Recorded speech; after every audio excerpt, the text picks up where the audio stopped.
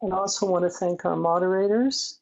Laurie's done a particularly incredible job of preparing for this because she's not only helped me for several weeks now with the webinar software, but she's also started the Facebook page. This all began in 1972. I had been studying astrology since I was a wee little child. So in 1972, I was 30 years old and met a chiropractor who had been taking care of my mother. And she asked if I would help her with some cases that were particularly difficult for her to handle. And that was the beginning of a more than 40-year journey to where I am now. And so what the 4 pillars consist of is first, the kind of most negative part of the whole process, which is also the most familiar to astrologers, is stress, the cause of disease. The part on stress is really familiar to astrologers because this is the nuts and bolts of what people do day in and day out. And the main issue is to try to tailor it particularly to medical astrology, not to astrology in general. And I'm going to go into this a little bit more in a minute. The second part of the system was the elements. This is a very ancient part of medical astrology. It goes back at least 2,500 years. I'm trying to find something to prove that it goes back something like 7,000 years. And this is a very exciting part of the research that I've been doing lately to try to find something that predates Hellenic astrology. We got most of what modern Western astrology calls astrology from the Greeks. But my feeling was the Greeks did not really get it from the Babylonians, which is what our books tell us, but they got it from the Egyptians. So that pushes the date way back to at least 3,500 BC. Then the next part of the work really began in the 80s rather than the 70s, about lunar consciousness. It started kind of accidentally. I was invited to observe someone who was going through a past life regression. And I was just sitting in the corner taking notes. And I realized that all the memories that came up were related to retrograde planets. And I got very, very interested in what was hidden. And I learned a number of different methods for regressing people. And this whole reservoir of memory suddenly became fascinating to me and very, very interesting for everyone else. And so again, I'll go into more detail on each of these 4 pillars as we advance a bit. Astroendocrinology was actually the first part of the whole system. I was going through a Jupiter-Neptune transit to my moon, became very, very psychic. And what I only understood then was the ability to see through things. Stress is shown a number of different ways in the horoscope, but what we don't see in the horoscope is that it's cumulative, and it goes through 3 stages. When you first have stress, you react to it as like, oh my goodness, this is more than I can handle. I don't know what I'm going to do. I'm going to resist having to deal with it. And then you reach a point where you don't have any inner resources anymore for dealing with the stress, and then you're exhausted. That's the straw that breaks the camel's back. And as many years as I've been doing medical astrology, I can't say that I honestly know when I'm going to reach the point, or when anybody else is going to reach the point of finding the straw that breaks the camel's back. So what we can do only is go back and say, well, let's see, 7 years or for 12 years, whatever it is, and we've got to do something about that.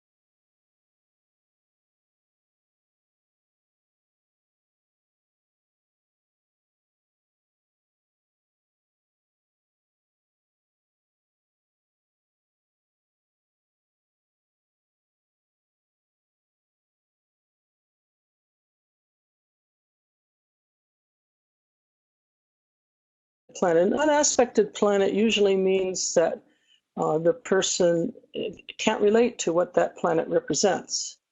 And I've seen this with people, for example, who have no aspects to Uranus. They don't want to change. They don't see the need for change. Innovation isn't interesting or appealing to them. And when someone who is very Uranian in nature comes into their life, they find them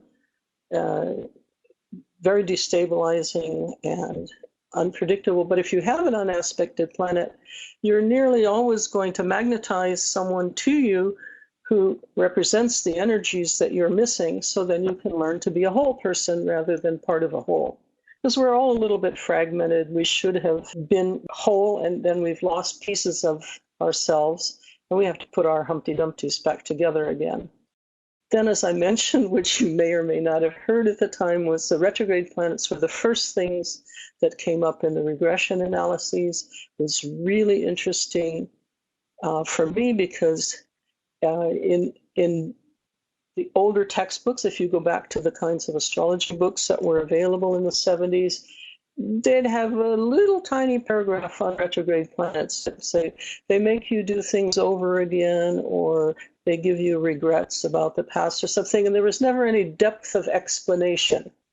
And what I've found is that these retrograde planets have very long stories. They might go back thousands and thousands and thousands of years. So we need to understand them. We need to factor in that when someone has stress to a retrograde planet or just has a retrograde planet, that we're going to have to pay more attention to it when we're interpreting the chart. The planets in angular houses are more prominent than in cadent or succedent houses. They usually get activated very early in life, so we pay a lot of extra attention to them, especially if they're right on an angle, right close to the angle, within a few degrees of the angle. In the angular house, in the first, fourth, seventh, and 10th houses, not behind the angle, but they're going to be hit when the angle. Empty houses are a little bit like having an unaspected planet. You actually have fewer problems in those houses, but fewer resources also. So let's say you had a second house that's empty, you don't really know how to manage your money or your time or your resources or even your prana, but you don't have any aches and pains associated with that. You have much more trouble in the houses that are occupied than the ones that are unoccupied. But what happens when we're doing the homework for the course and we're sharing it on the forum, which is part of the Astrology of Healing, is that you're going to learn a lot, not only from doing your own homework, but from seeing how others interpreted it in their homework. So you have 50, or I don't know, we might even have 100 people in the class who are all sharing information and helping others to build on what they've found out when they really looked at the horoscope in a slightly different way than they've ever done in the past. The next thing we're looking at is element imbalance. I'll cover that a little more when we get to the pillar number 2. The first wound is original with me. I first lectured on it back in the 70s because I had a client who was one of the first members in a Janus primal screen therapy course, and I was working on her chart, and I realized how the material she brought up in the primal screen therapy related to her horoscope. So I invented this term, first wound, and then a lot of other people took credit for inventing it, and that's been the story of my life. But anyway, this is a planet that got activated usually very early in life, sometimes right at birth itself, like you see, for instance, someone with Neptune on an angle, they might have been adopted right away at birth and never bonded with the biological mother. I'm not saying that always happens. I'm saying that that might be the symbol of how you see a first wound in a chart. And then if you regress someone who has this, there's really a lot of pain and tears that are related to that experience. The lunar configurations are always the most sensitive because they're related to the past. So that's the baggage that we're all carrying around with us.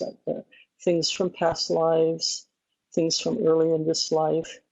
And there's just a tremendous amount of trauma there, but we're going to go into it a little bit more. The last thing I want to say about the first year, which deals with stress, is we're going to individualize what you know about stress to the horoscope. So let's say that you took a standard stress test online.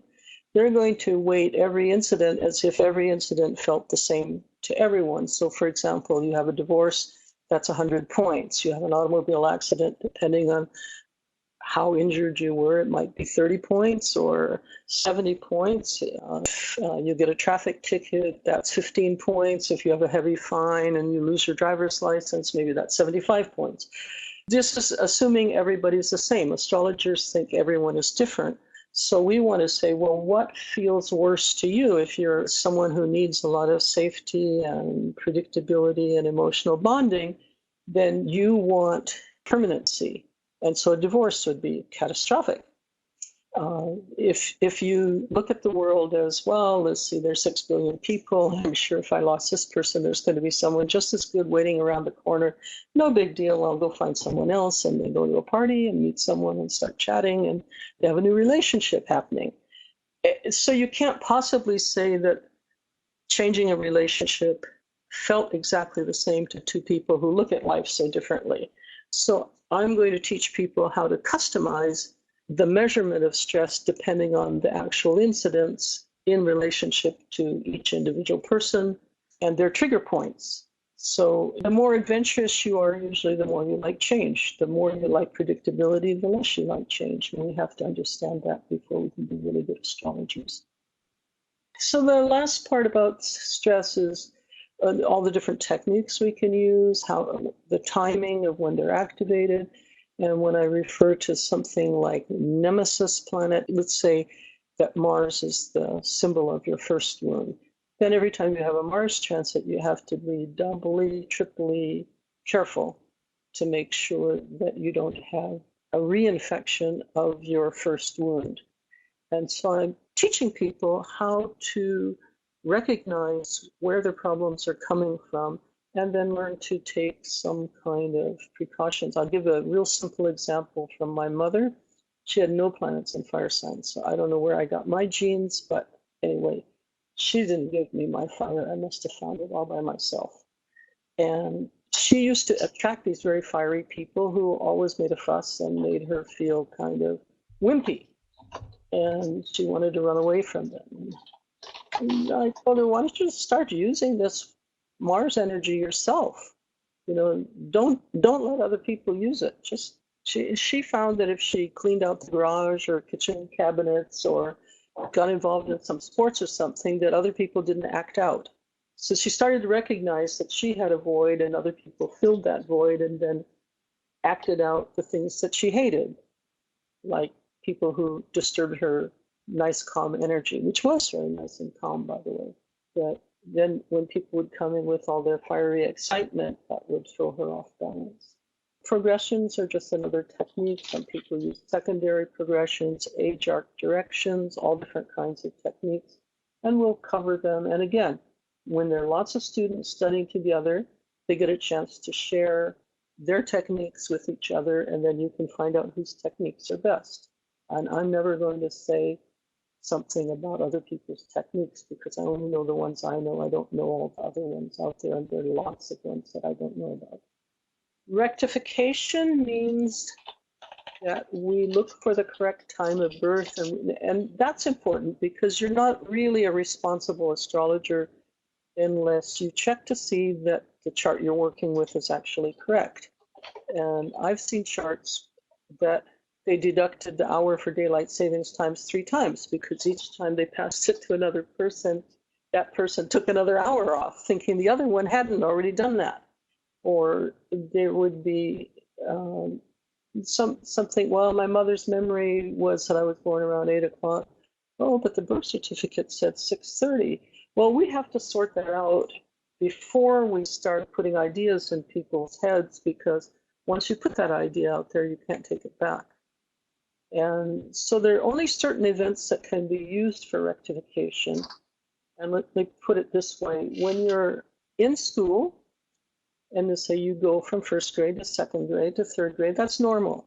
An event that can be used for rectification is one that changes your life. So let's say that instead of going to first, second, third grade, where you stayed with your same friends and You knew everyone, and you had, bonded relationships, shall we say, with the community and your classmates and everything. And then all of a sudden, your family moves to another place, and you have to start all over again where you don't know anyone.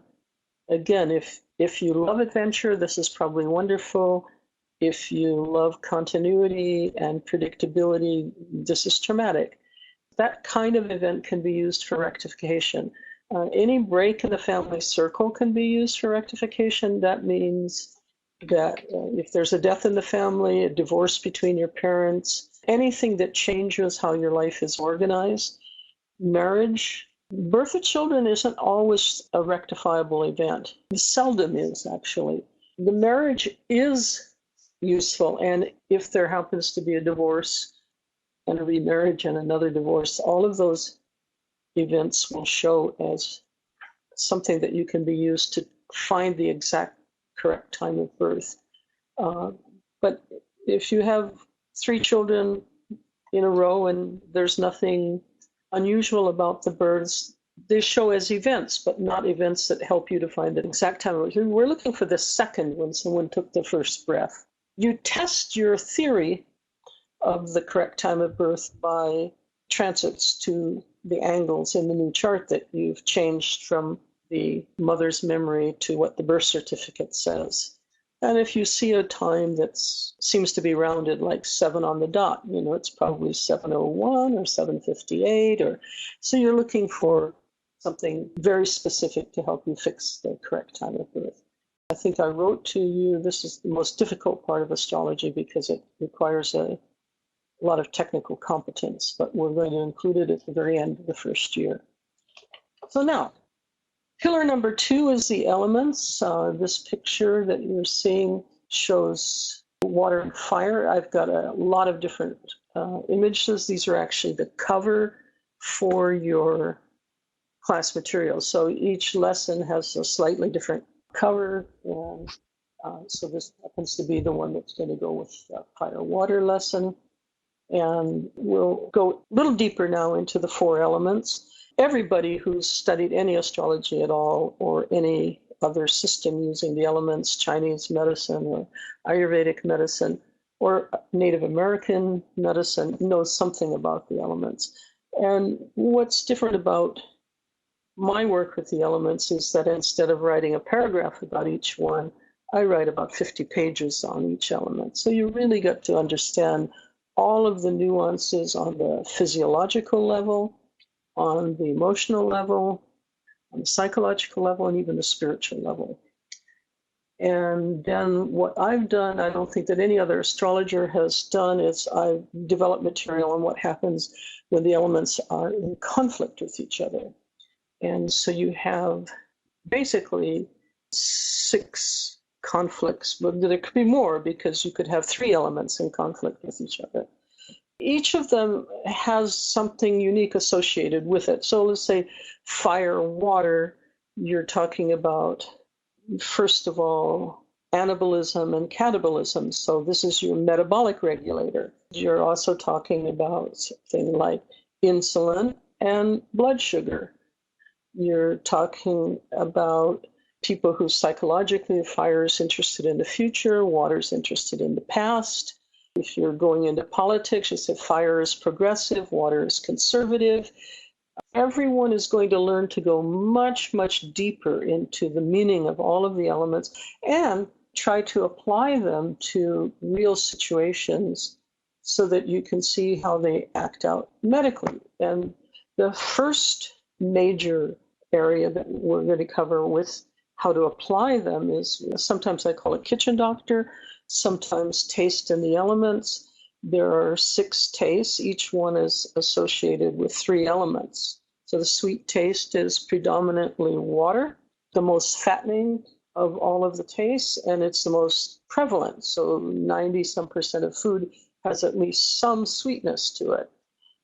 But we need all 6 of these tastes in order to be in balance. And so one of the things we'll be learning in that part of the course is how to create a diet around each individual's very specific dietary needs based on their own constitutional types. So if you have one child who's too fiery, you can pacify that one with ice cream, but you don't give the ice cream to the watery child. You try to get him to eat some spicy trail mix, something like that, because the ice cream is going to put the water child to sleep and it's going to calm down the fire child.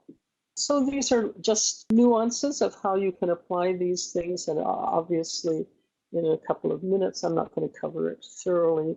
I think we have 2 lessons devoted to taste and the elements, and then we have another one on food pharmacology, which goes just a little bit deeper than the elements per se. So we'll go into understanding truly what is a medicinal food for each constitutional type. And then we'll do the same thing with herbs. They use the same principles. More herbs are bitter than sweet, and bitter is actually an antidote for sweetness. Pungent is a perfect antidote. Sweet and pungent are like fire and water. They balance each other, whereas the bitter one neutralizes the excess sweets. So we're going to learn to associate each of these energetics of fire, earth, air, and water with food pharmacology and herb pharmacology and with planets. And then we're going to apply it to actual cases. And the process, learn to take a really good case history. So I'm just going to give a tiny example here with a couple of conditions. Like a lot of people say, well, I'm sick, so maybe I need to detoxify.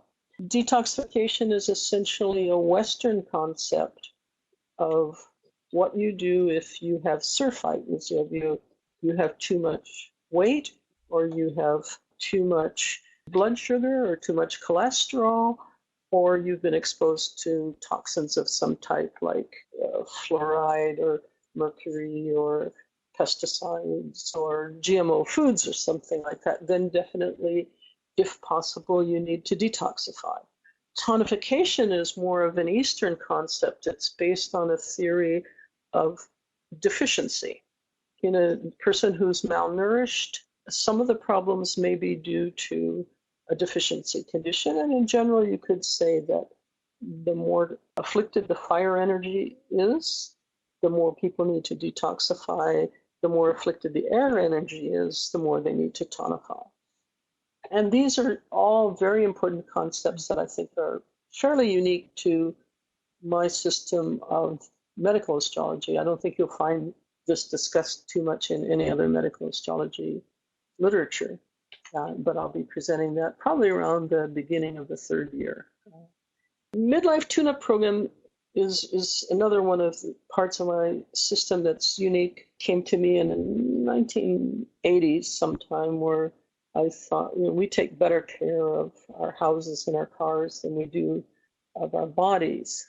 With our cars, we change the spark plugs, rotate the tires, change the oil. We do all these things for the car. We don't sometimes think, well, gee, our bodies need to have some oil changes too.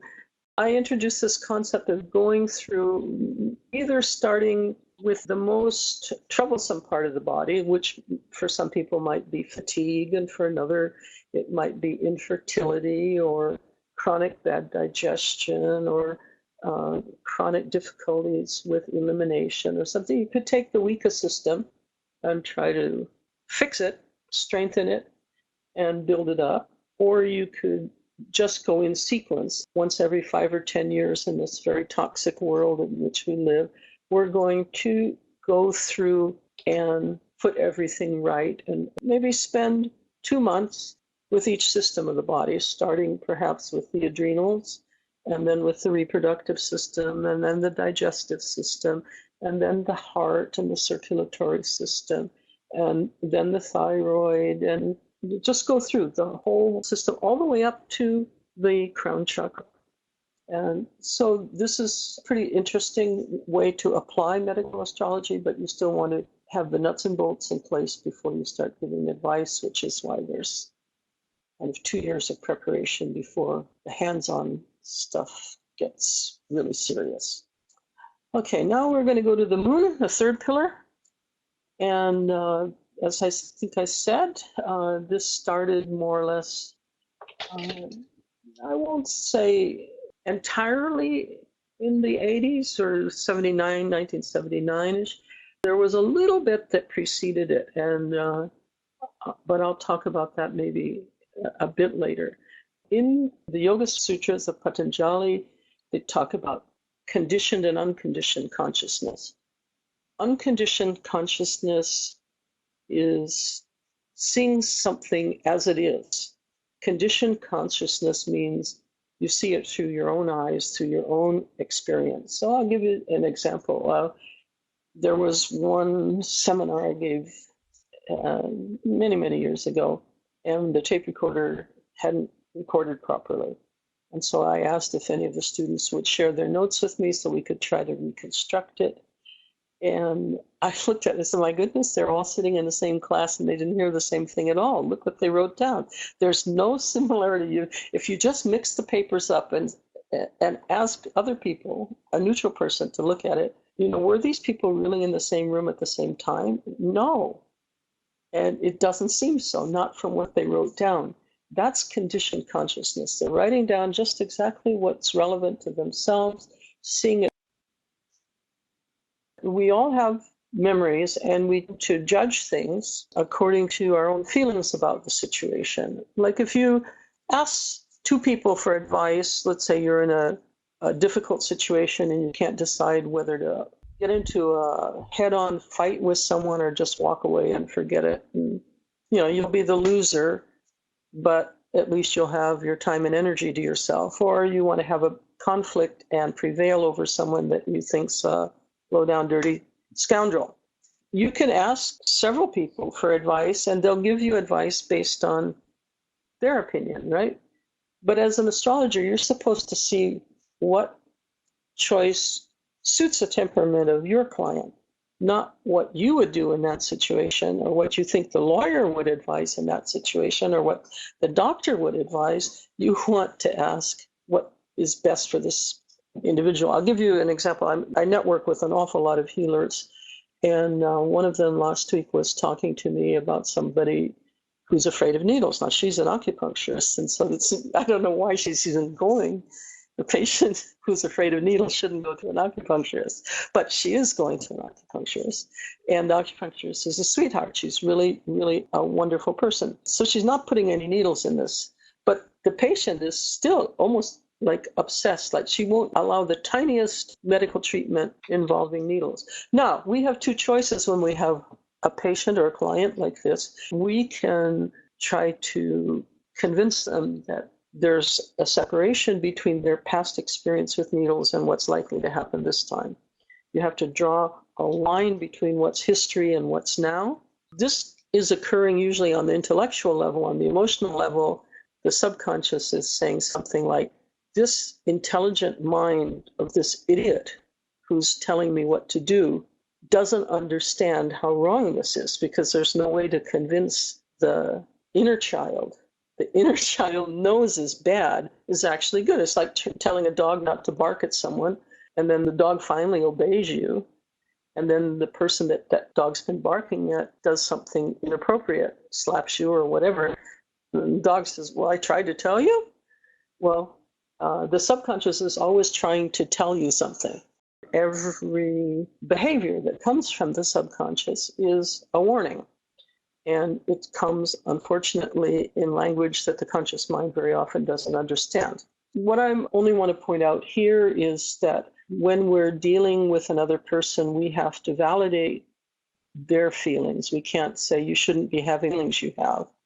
We need to say, I want to understand your feelings, and I want to help you to feel better and not be so vulnerable to the issues that have traditionally undermined you. We're spending, I think, quite a few lessons on the moon. I think maybe a whole year on it.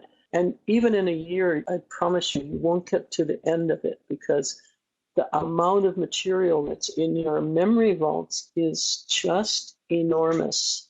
Most of us have had thousands of incarnations already. Each one tends to be a variation of another because we never shift the patterns. But we have to find ways to shift the pattern. And the first way we're doing it is to bring it to the level of consciousness, because once it's brought to the level of consciousness and there's interaction between the subconscious and the conscious mind, there's a chance to cooperatively shift some of the patterns. I'm going to just try to move a little bit now towards conclusion so that you can start asking your questions. The subconscious, as I said, has its own opinions, and this creates what I call a miasm, and I didn't even know exactly where I got the word. In fact, when I first proofread things, the digital dictionary always said that's not really a word. And I found out that Hippocrates used it. And so I'm going to stick with it because I'm in good company. And the idea I had there is that when you're seeing through your moon, you're seeing through a fog.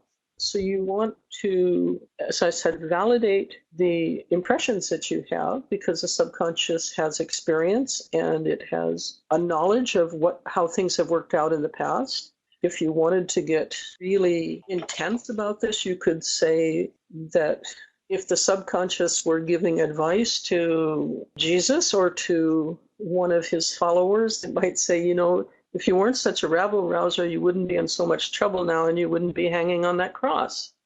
That's the subconscious opinion. So the person who says, forgive them for they know not, well, that's another part of self. And that's very transcendental. But the part that says, it hurts, this hurts, I don't want to go through this again, that's real to the subconscious. And the subconscious is always trying to protect itself. Every different part of our energy wants to protect itself. So the conscious mind says, I have ambitions, I have goals, I want to achieve them. And the subconscious says, yeah, but you can do that without trampling me, okay? So we just want to get all the pieces of ourselves working together in harmony. I learned a lot about this from Morna Simeona, my kahuna mentor in Hawaii.